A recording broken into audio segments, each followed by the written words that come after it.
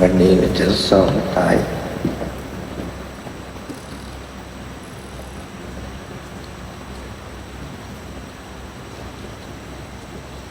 ให้นึกร่างกายเรานะมันเหมือนแก้วใบหนึ่งนะถือไม่ดีหล่นปุ๊บก็แตกเช่นเรานั่งรถกระบะนะนั่งกันเต็มอัดกันเต็มทัน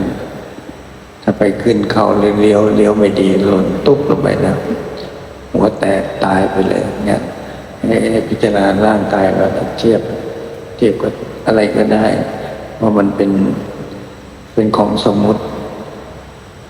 ต้องดูแลไว้ถ้าไม่ดูแลเดี๋ยวมันไปกระทบอะไรไปกินอะไรผิดก็ทำให้เป็นโรคนู่นโรคนี้ก็ตายได้ง่ายดังนั้นพิจารณาอยู่ในความตายเนี่ยวนไปวนมาให้มันชุ่มถ้าเราเข้าใจขันธ์ห้าแล้วเราไม่ต้องไปถามใครแล้วนั่งที่บ้านก็ได้เดี๋ยวให้เข้าใจขันธ์ห้าให้ได้ว่ามันเป็นของสมมุติยังไงให้มันเจอแล้วเราเกิดปัญญามันเป็นสัญญาไปก่อนจำจากครูบาอาจารย์จำจากพระอริยสาวกที่ท่านปฏิบัติได้นะเราจำท่านแล้วมันคิดตามคิดเป็นอารมณ์เป็นสัญญาเป็นสิ่งที่เราจำลอกเรียนแบบเข้ามาแต่คิดให้มันชุ่มใจจนมันเห็นด้วยให้จิตของเราเข้าใจจริงๆแล้วเราก็จะเริ่มเราไม่ต้องไปถามใครแล้วเรานั่งทำที่บ้านก็ได้นั่งอยู่ในห้องแล้วมันจะไม่อยากไปไหนแล้วไม่อยากไปยุ่งกับใครเลยเพราะมันรู้แล้วไปยุ่งกับสิ่งสมมติมากๆก็ทุกข์นะทุกคนเป็นสิ่งสมมติทั้งหมดรถยนต์บ้านอะไรก็สมมติเราใช้มันไปชั่วคราวใช้แล้วก็ทิ้งไปนะแล้วต่อไปเราก็จะซ้อมตายอีกวันละหนึ่งให้คิดถึงความตายเราเรียนแบบพระนนท์ที่ท่านพิจารณาความตายมาละ7 ครั้งพิจารณาวนไปวนมาท่านก็ได้เป็นโสดาบันทีนี้เราก็เรียนแบบท่านให้เห็นว่าสักยะทิฏฐิก็คือร่างกายของเราดูแลมันมาตลอดชีวิตสุดท้ายมันก็แปรปรวนจะต้องเสื่อมไปตามอายุเสื่อมไปตามกาลเวลาเสื่อมจากเด็กมาเป็นคนหนุ่มสาวทางโลกก็นึกว่าเป็นสิ่งที่เบ่งบานเหมือนดอกไม้ที่ออกมาสวยงามแต่ทางธรรมมันก็คือตายไปแล้วตายไป13 ขวบ15 ขวบ20 ขวบจบการศึกษาการหางานทำมีครอบครัวอายุ30 40แล้วก็เริ่มมีลูกก็เสื่อมไปเรื่อยๆจน45 50เสื่อมไปจนเดินไม่ค่อยไหวนะ60 70 80บางทีก็อยู่กับที่แล้วสุดท้ายก็ป่วยนอนติดเตียงบางคนก็ไปบางคนนอนหลับไม่ดีก็ไปดังนั้นจะเห็นได้ว่าขันธ์ห้าเราเป็นตัวสมมุติเราบังคับไม่ได้มันแปรเปลี่ยนมันเสื่อมมันละลายไปทุกวันละลายจากความเป็นเด็กเป็นผู้ใหญ่เป็นคนแก่ละลายไปจนกระทั่งมันเน่าไม่เหลือดังนั้นในขณะนี้เราคิดพิจารณากลับไปกลับมาดูตั้งแต่เราเป็นเด็กเราจะเห็นความเปลี่ยนแปลงคือมันแปรเปลี่ยนเสื่อมมาเรื่อยๆจนถึงขณะนี้ที่เรานั่งอยู่ดังนั้นในขณะนี้ให้เราสมมติว่าเรากำลังจะตายกำลังจะหมดอายุขัยร่างกายนี้มันไม่สามารถจะเยียวยาได้อีกแล้วถึงเวลาที่เราจะต้องทิ้งมันเราจะต้องยอมสละคือเห็นเป็นความธรรมดาว่าสุดท้ายทุกคนก็ต้องลงสู่ธรรมดาคือความเป็นอนัตตานี่เองดังนั้นเราจะเสียดายยังไงไม่ยอมยังไงก็ไม่สามารถจะยื้อแย่งไปได้เป็นกฎของธรรมดาที่ว่าทุกสิ่งทุกอย่างในโลกนี้เมื่อหมดอายุไขมันชำรุดทรุดโทรมไปตามกาลเวลาแล้วก็ต้องเสื่อมสลายกลายเป็นอนัตตาไปทุกอย่างดังนั้นในขณะนี้เรายังมีเวลาที่จะพิจารณา เป็นวาระสุดท้ายก่อนจะสิ้นลมพิจารณาแล้วก็นึกถึงพระรัตนตรัยก่อนให้นึกถึงพระรัตนตรัยไปไกลหายใจเข้าพุทหายใจออกโทหายใจเข้าพุทหายใจออกโทการหายใจเข้าพุทหายใจออกโทเพื่อให้เราลืมสิ่งต่างๆรอบตัวเราให้จิตใจมันอยู่ทางธรรมให้นึกถึงพุทธเจ้าก็ดีพระอริยสงฆ์ทั้งหลายก็ดีคำสอนของท่านก็ดีคือพระธรรมซึ่งให้เราจิตใจวกกลับมาสู่ความมีสติให้พิจารณาว่าร่างกายนี้มันกำลังจะทิ้งเราแล้วให้นึกถึงว่าศีลต่างๆที่เรา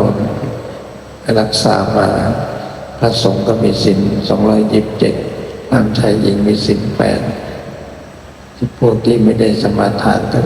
รักษาศีล5แต่ศีล5เป็นสมบัติเดิมของทุกคนเราต้องวกกลับไป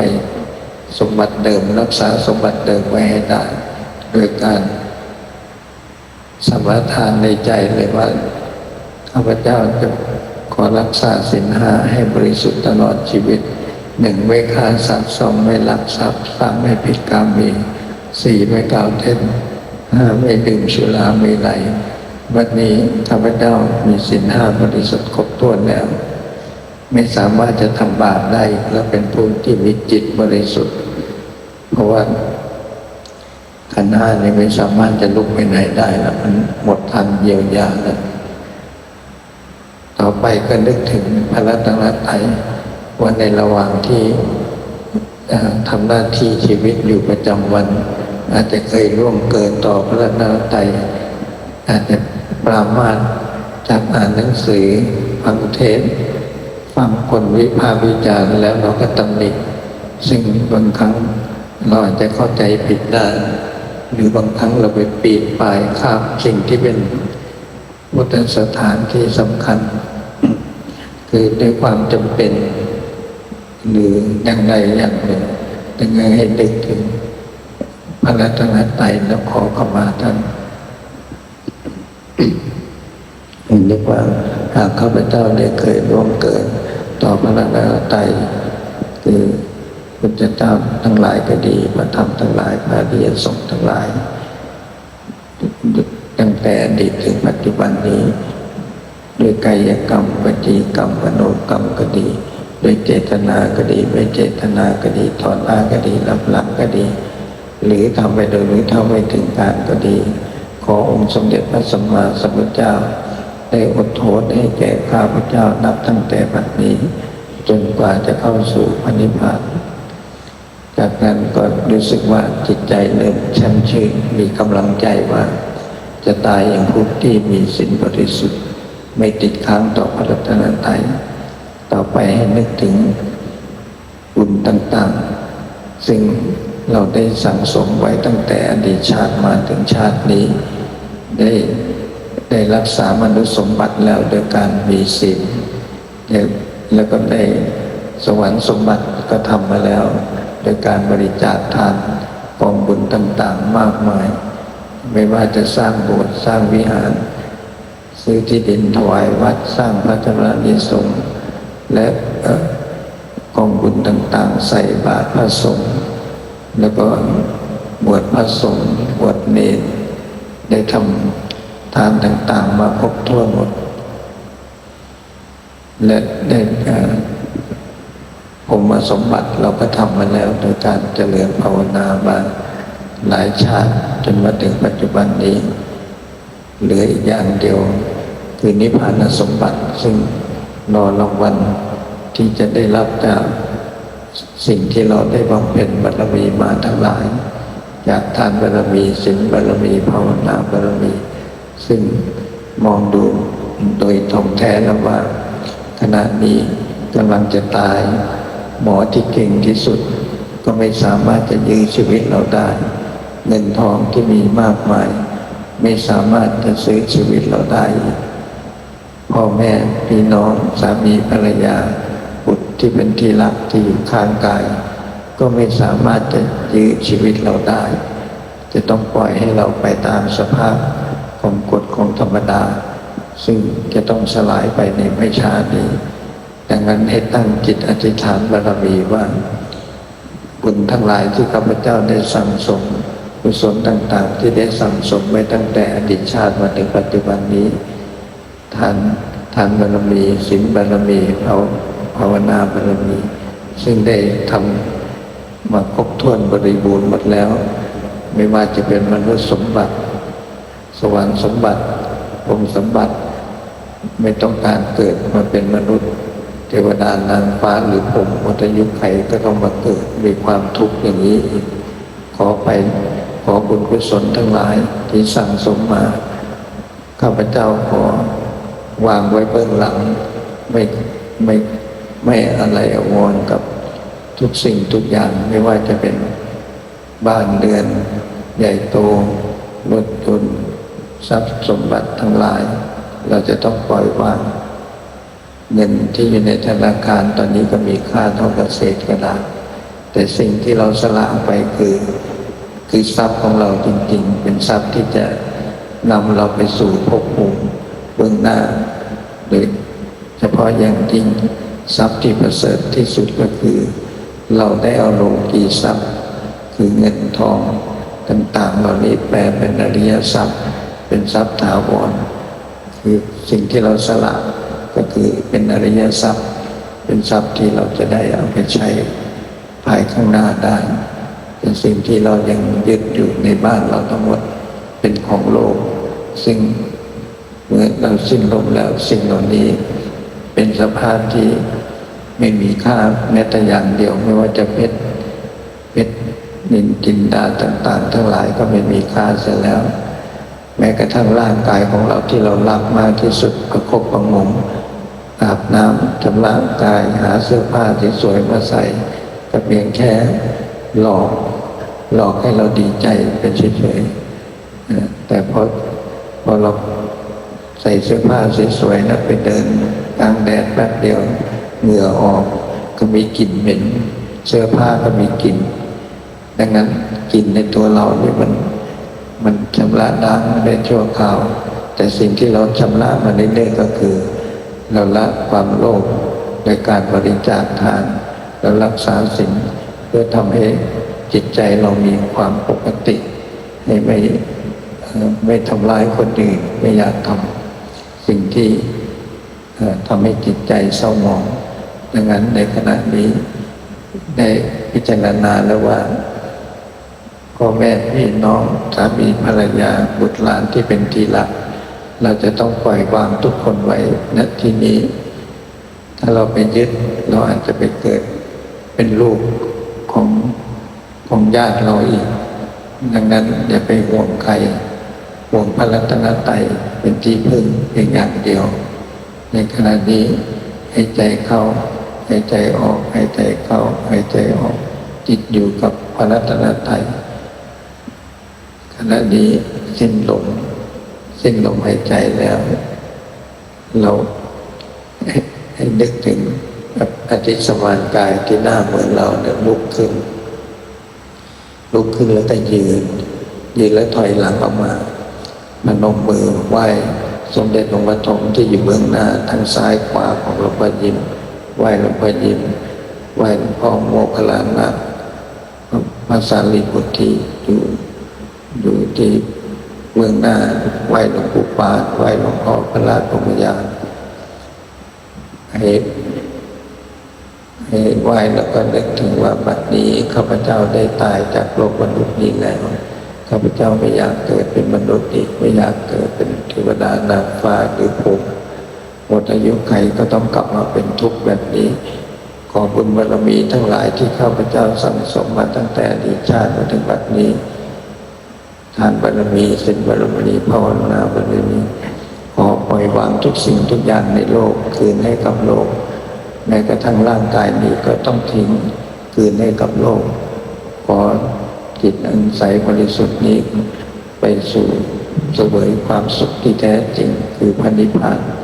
ขอความปรารถนาของข้าพเจ้า จงสำเร็จผลขอทุกพระองค์ได้โปรดน้อมจิตของข้าพเจ้าไปสู่พระนิพพานได้เถิดแล้วก็นับ3 ทีแล้วก็กำหนดจิตพุ่งขึ้นไปบนท้องฟ้าให้เห็นความว่างเปล่าให้นึกถึงจินตนาการเลยว่ามีสิ่งที่ลอยอยู่เบื้องหน้าก็คือโบสถ์นึกถึงโบสถ์วัดธรรมยานก็ได้ให้เห็นว่าลอยอยู่เบื้องหน้ามันให้จินตนาการว่าใสเป็นแก้วลอยอยู่มีความสว่างไสวเราเดินเข้าไปในนั้นให้เห็นตัวเราเข้าไปให้ไปไหว้ท่านนึกถึงว่าพระเจ้านั่งห้อยพระบาทหลวงปู่ปานหลวงพ่อพระราชธรรมยานนั่งซ้ายขวาให้เห็นตัวเรากำลังนั่งคุกเข่าอธิษฐานจิตขอให้กายแยกออกเป็น3 คนแล้วก็กราบที่พระบาทของท่านเอาหน้าซบไปเหมือนเสมือนหนึ่งหน้าเราหน้าผากเราไปติดที่พระบาทของแต่ละองค์แล้วก็เงยหน้าขึ้นมาจะได้เห็นความเมตตาของพระพุทธเจ้านึกว่าให้นึกภาพว่าท่านยิ้มแย้มพระโอษฐ์ให้เราหลวงปู่ปานหลวงพ่อได้แย้มพระโอษฐ์ให้เราได้เห็นมีความชื่นใจแล้วก็อธิษฐานต่อหน้าท่านว่าข้าพเจ้าได้ตายจากโลกมนุษย์นี้ไม่ต้องการเกิดเป็นมนุษย์ไม่ต้องการเกิดเป็นเทวดานางฟ้าหรือพรหมมีแต่ความทุกข์ขอให้ข้าพเจ้าได้มาอยู่บนนิพพานอีกด้วยเถิดแล้วก็เสมือนหนึ่งให้นึกว่าท่านได้แย้มพระโอษฐ์ให้เรามีความสมความปรารถนาแต่เนื่องจากขณะนี้เรายังไม่หมดอายุไขจึงบอกท่านว่าข้าพเจ้าจะขอไปทำหน้าที่จนกว่าจะหมดอายุไขและขอบารมีพระเจ้าหลวงปู่ปานและหลวงพ่อได้คอยประคับประคองจิตใจข้าพเจ้าไม่ให้หวั่นไหวให้ทรงความดีเป็นผู้มีศีลมีอธิษฐานบารมีที่พร้อมที่จะปล่อยวางทุกสิ่งทุกอย่างคืนไว้ในเวลาสุดท้ายของชีวิตจะไม่ยึดสิ่งใดติดตามเข้ามาให้มีแต่จิตอันใสบริสุทธิ์จากความโลภความโกรธความหลงทุกประการขอให้ข้าพเจ้าสมความปรารถนาในชาตินี้ด้วยเถิดแล้วก็กราบลาท่านจากนั้นให้กำหนดจิตมายืนอยู่ที่ร่างกายของเราที่นี่แล้วก็ยืนพนมมือไหว้สมเด็จพระปฐมไหว้หลวงพ่อยิ้มไหว้หลวงพ่อพระสารีบุตรไหว้พระโมคคัลลานะไหว้หลวงปู่ปานไหว้หลวงพ่อพระราชธรรมยานจะทำให้จิตเราอยู่ในเกาะอยู่ที่องค์พระรัตนตรัยตลอดไปการที่ไหว้บ่อยๆจะทำให้จิตเราอยู่ในพุทธานุสติสังขานุสติและเป็นนึกถึงธรรมานุสติคำสอนของท่านไม่ให้เรายึดให้เราปล่อยวางทุกสิ่งทุกอย่างในวาระสุดท้ายของชีวิตแต่ในขณะที่ทำหน้าที่ชีวิตเราก็เกาะไว้เป็นการชั่วคราวขณะนี้ให้นึกถึงว่าเราขณะนี้ได้เกิดใหม่แต่อย่าเพิ่งลืมตาให้นึกถึงบุคคลในโลกนี้ต่างๆแต่ละอาชีพให้มันนอนตายอยู่เบื้องหน้าของเราเราจะได้เห็นให้เห็นจำนวนบุคคลต่างๆจะมีความแช่มชื่นในการที่เป็นเกิดปัญญาได้เห็นว่านึกถึงพระมหากษัตริย์มานอนอยู่เบื้องหน้าเราให้เอาเสื้อผ้าต่างๆเครื่องทรงมงกุฎดาบพญาสิทธิ์สิ่งต่างๆเอาออกไปกองไว้ที่หนึ่งในพลที่เป็นทหารก็ดีตำรวจก็ดีเอาเครื่องแบบออกไปแล้วไปกองไว้เหลือแต่ร่างกายเปลือยเปล่าพ่อค้าเศรษฐีนีเอาเสื้อผ้าสวยๆเครื่องเพชรเครื่องแต่งตัวที่มีราคาแพงทั้งหลายนาฬิกาสร้อยทองคำทุกอย่างเอาไปกองไว้ข้างนอกให้หมดชาวไร่ชาวนาเอาเสื้อผ้าเก่าๆเอางอกเอาเกี่ยวข้าวทั้งหลายเอาไปกองไว้ที่อื่น แล้วก็ขอทานนึกถึงขอทานแล้วเอากะลาเก่าๆเอาหมวกเสื้อผ้าคือขาดเอาไปกองไว้หรือร่างกายเปลือยเปล่าเมื่อเรามองดูบุคคลที่เราสมมติของบุคคลต่างๆต่างอาชีพซึ่งเอาเสื้อผ้าออกไปเอาเครื่องแบบออกก็จะเหมือนกันหมดเหมือนกันโดยธาตุสี่มีร่างกายที่มีเนื้อมีหนังเหมือนกันหมดเพียงแต่หน้าตาสีสันต่างกันแต่ทุกสิ่งทุกอย่างที่อยู่เบื้องหน้านี่เหมือนกันหมดเหมือนกันโดยเป็นก้อนธาตุก้อนหนึ่งที่มันเรียงรายอยู่ข้างหน้าเราแต่เราสมมติในขณะนี้ว่าทุกคนตายหมดไม่มีชีวิตธาตุลมออกไปแล้วธาตุไฟออกไปแล้วเหลือแต่ธาตุดินกับธาตุน้ำธาตุดินก็คือผิวหนังที่เราเห็นตอนนี้ก็เริ่มเขียวธาตุน้ำก็เริ่มเป่งทั้งเม็ดตาให้ร่างกายบวมเป่งมาจนหลายวันก็กลายเป็นสีม่วงลิ้นจุดปากบวมลิ้นจุดปากตาถลนออกมาเป็นรูปเริ่มตัวพองขาพองกลางแขนกลางขาออกไปเหมือนสุนัขที่เราเห็นอยู่ข้างทางที่มันตายที่ไม่มีคนไปเก็บส่งกลิ่นเหม็นออกมาออกกลิ่นช้อยมากินเหม็นความสกปรกสุดท้ายมันระเบิดออกมาท้องแตกมีแต่น้ำเหลืองน้ำหนองไหลออกมาเครื่องในต่างๆหัวใจลำไส้ปอดต่างๆก็เน่าหมดละเหม็นสกปรกนอน80ชนิดที่อยู่ในร่างกายเราก็ทำหน้าที่ใช้ยุบยับกินไอ้น้ำเลือดน้ำหนองสุดท้ายตัวมันเองก็ตายแห้งตายไปหมดเหลือแต่โครงกระดูกขาวๆมองดูกระโหลกศีรษะนั้นตาก็หายไปละไม่มีอะไรละเป็นท่อนกระดูกขาวๆลำตัวก็หมดแล้ว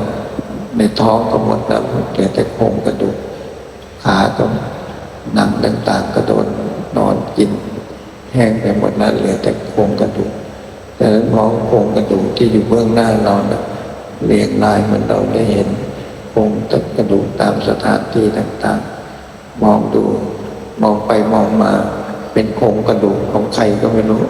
มันกองอยู่เบื้องหน้าเต็มไปหมดจากนั้นหักค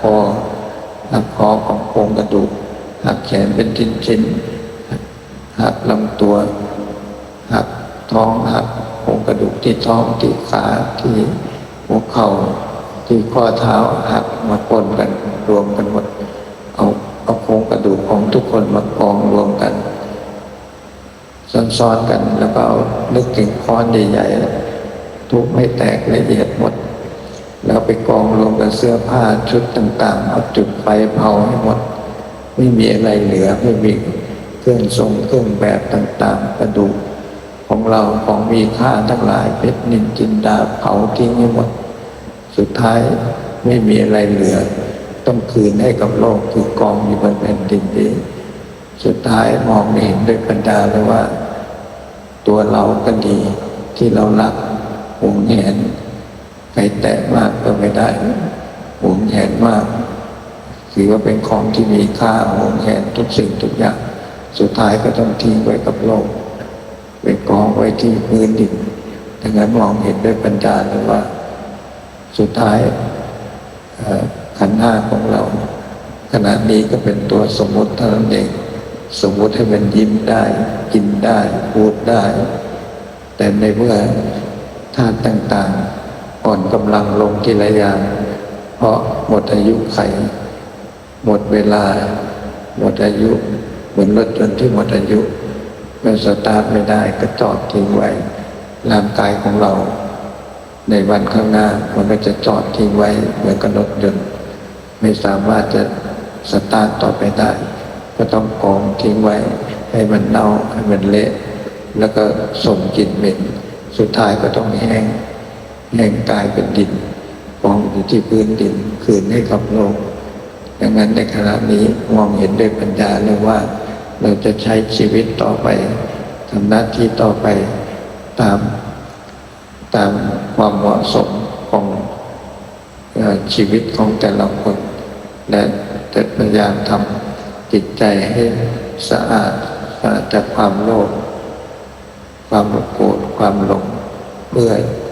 จะได้ไปสวยผลที่เราได้บำเพ็ญบารมีมาช้านานสั่งสมบารมีมาเต็ม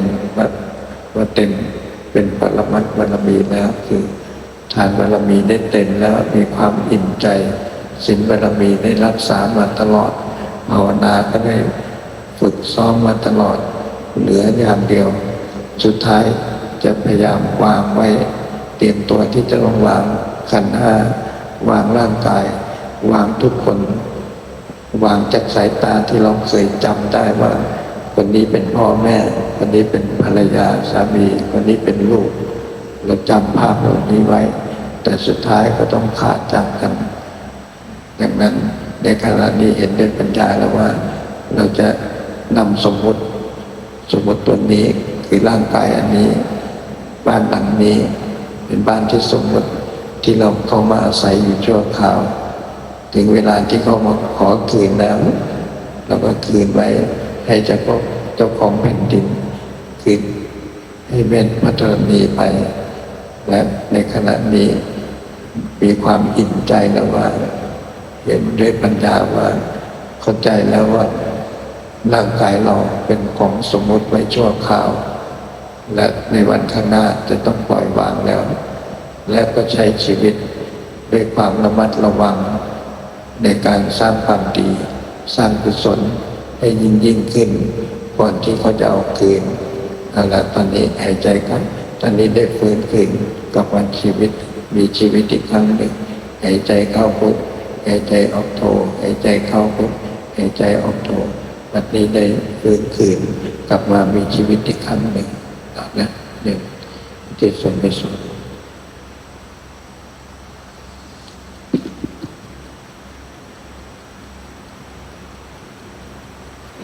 ตอนนี้ไปก็ขอบรรดาท่านพุทธบริษัททั้งหลายตั้งใจที่เสริมกุศล